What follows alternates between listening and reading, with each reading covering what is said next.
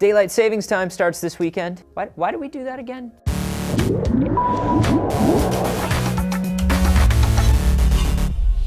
I'm Anthony, this is D News, and in 1895, New Zealand entomologist George Vernon Hudson, who had a very smart mustache, was sitting in the dirt collecting bugs and thinking about how the days get shorter in winter, and how many super sweet bugs he was missing out on because of it. So he wrote up a proposal and he said, guys, let's shift the clocks in the winter so we get more sunlight. And so the modern idea of daylight savings time was born because of bug collecting. It caught on in World War I when Germany decided to use it to conserve coal, and everyone started doing the same. In 1916, it became a law in England to observe summertime, thinking it would get the population outside more and promote better health and well-being. Then the US followed suit 2 years later, and then it just sort of stuck. And the longer it stuck, the more we just sort of came up with reasons to keep doing it. But those reasons don't necessarily hold up. First off, farmers don't really care about daylight savings time. Farmers run by the sun's schedule, not the clocks. They still have a shorter workday in the winter, there's no way around it, so you can let that theory die. Then there's the idea of energy efficiency. In the 70s, studies showed that by giving us an extra couple of hours of daylight at the end of the day,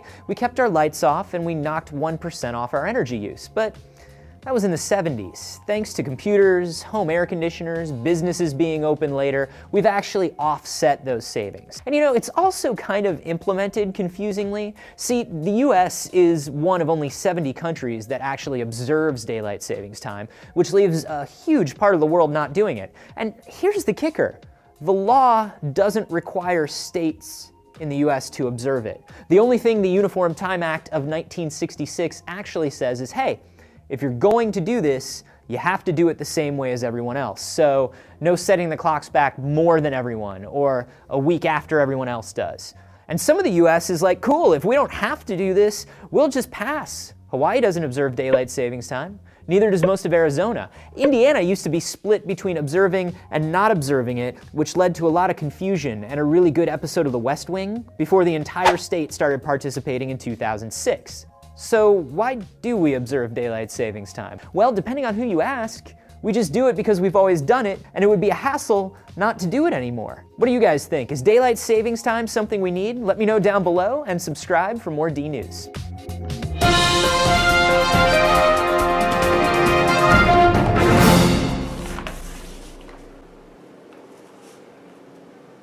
Welcome back to KJWI. This is Britton Garcia with the latest news and reminders for today.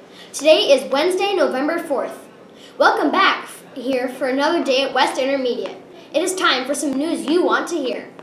Students, keep interacting with those bulletin boards. We appreciate the comments made on each board by all students. Here's today's lunch menu. Cheesy garlic flatbread, green beans, and snickerdoodle cookie. This is a reminder to keep working on all procedures in the hallway.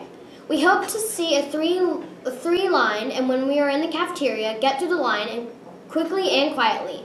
Keep working hard, childrens. It is Wellness Wednesday. That means it's time for a visit from our favorite nurse, Miss Nurse Fry. Take it away. Good morning.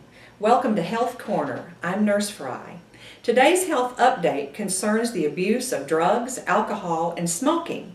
These are three things that we all know can cause many problems and can do lots of harm to your body. They can affect your lungs, your heart, and your brain. Almost any part of your body over time can be affected by these things.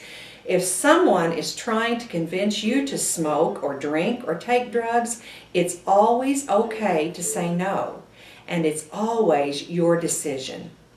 Thank you, and have a happy, healthy day. Thank you, Nurse Fry. As usual, students, it is time for us to say Sayonara. Please stand for the Pledge of Allegiance and remain standing for the moment of silence.